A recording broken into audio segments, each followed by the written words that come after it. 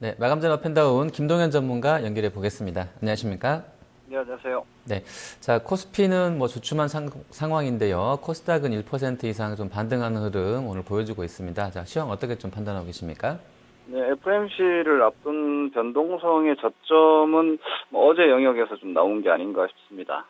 오히려 오늘 이후에도 좀 추가적인 반등이 나올 수 있는 자리라고 판단을 하고 있기 때문에 FMC 이후의 시장의 흐름에 따라서 뭐 수혜를 받는 종목과 오히려 그동안의 시세 차익이 계속해서 이루어질 수 있는 종목을 좀 구분하시는 게 지금은 좀 필요할 것 같습니다. 변동성이 전반적으로 시장 때문에 나왔지만 오히려 이렇게 전체 시장 변동이 나올 때 종목들은 계속해서 구분이 될 것이기 때문에 이후에 다시 회복할 수 있는 정도의 어떤 보장성을 성장이든 가격이든 확실히 가진 종목들만 포트 구성하고 계신다라면은 크게 우려할 정도는 아니지 않는가 저희 그렇게 보고 있습니다.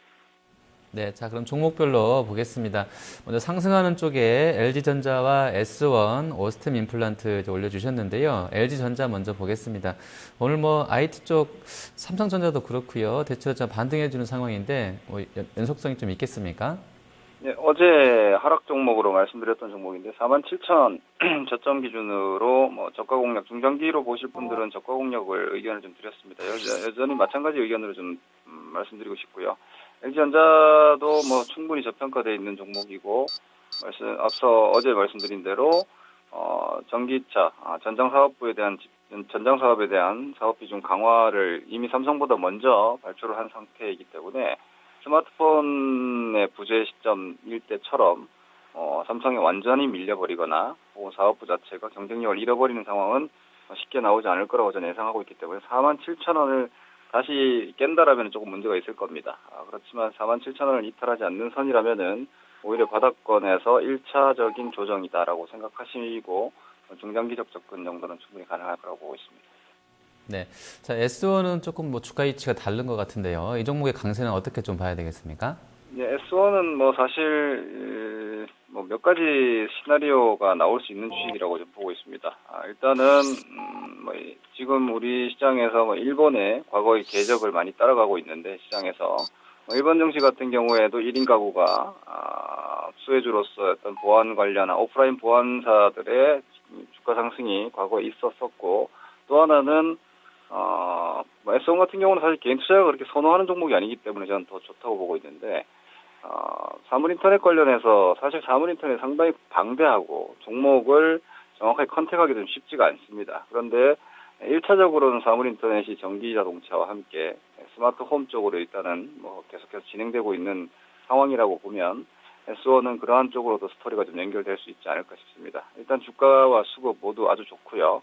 현재 정도의 움직임이라면은 말 그대로 좀 마이웨이가 되지 않을까. 시황과 상관없이 여타 업종 섹터와 무관하게 개별적인 기관 외국인들 그들만의 시세를 좀 더 이어나갈 종목이지 않을까 싶습니다. 네. 자, 그리고 오스템 임플란트도 거의 뭐 조정 없이 오늘 다시 한 2% 반등하는 흐름입니다. 좀 뭐 성급하지 않나 싶기도 한데요. 이 종목은 어떻게 보십니까?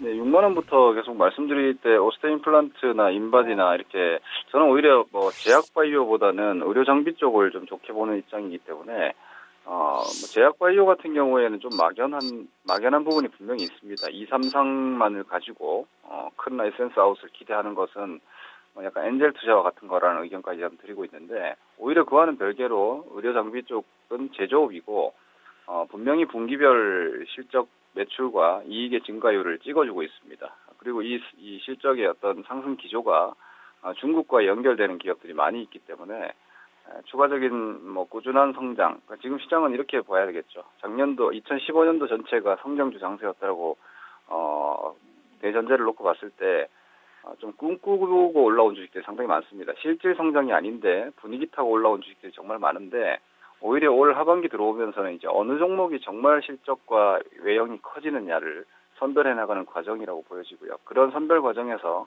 살아남는 쉽게 얘기해서 확실하게 신뢰도를 가지는 성장을 가지고 보여주고 있는 종목들, 기업들은 주가가 꾸준히 부양될 수 있다라는 대표적인 예가 아닌가 싶습니다. 그렇기 때문에 저는 뭐 오스템 플란트 같은 경우에는 뭐 일시적인 조정을 또 받는다 하더라도 추세적인 상승은 당분간 내년 상반기 정도까지는 최소한 좀 연장되지 않을까 보고 있습니다. 네. 자, 하락 쪽에 종목 보겠습니다. 롯데케미칼과 LS, 또 이제 CJ ENM, 한원시스템, NC소프트 올려주셨어요. 지금 먼저 롯데케미칼 보겠습니다. 이 종목은 항상 유안타에서 그 어닝 시즌 전에 먼저 리포트를 치고 나오면서 뭐 실적이 부진할 것 같다. 그래서 주가를 좀 끌어놓고 했던 대표적인 종목군인데 이번에도 또 마찬가지입니다. 유안타의 똑같은 연구원이 오늘도 뭐 거의 반토막 영업이익 날 것이다라고 하면서 좀 급락 타고 있는데요. 롯데케미칼의 흐름은 좀 어떻게 분석하고 계십니까? 예, 뭐 여전히 그 재밌는 부분이 화학 쪽, 기초 화학 쪽에 대해서는 증권사가는 이렇게 이 전망이 엇갈리기도 쉽지 않은데 지금 몇 개 분기 계속 이렇게 나오고 있는데 결국은 나쁠 거다라는 쪽이 계속 틀리고 있습니다. 뭐 제품 스프레드가 계속해서 괜찮았기 때문에 결과는 봐야 되겠지만 오히려 지금 현재로서는 롯데케미칼은 화학주의 중심 종목이 아니죠.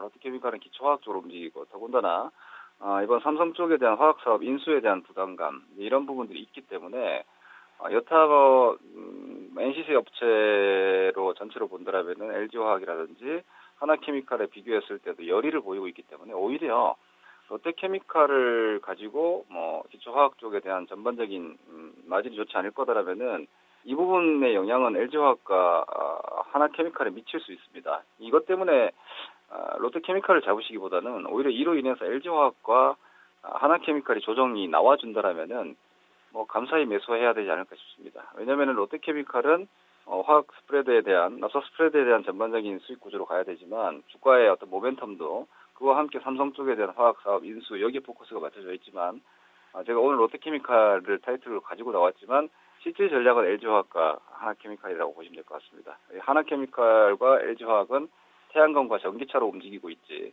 지금 현재 기초화학 쪽 가지고 움직이고 있는 것이 아니기 때문에 주가의 상승 본질이 아니라 주변 여건으로 주가가 빠진다라면은 지난번에 삼성 SDI의 주가 급락이 나왔을 때 엔지니어링 때문에 빠진다라면 적극 매수다라고 말씀드린 것처럼 상승 모멘텀이 훼손이 아니라 기타 재료로 빠질 때는 아주 적극적인 저가 매수의 기회가 된다라는 측면에서 롯데케미칼의 주가의 추가 하락은 오히려 LG화학과 하나케미칼의 저가 매수의 기회가 될 수 있다라는 전략으로 좀 아이디어를 가져보시면 될 것 같습니다.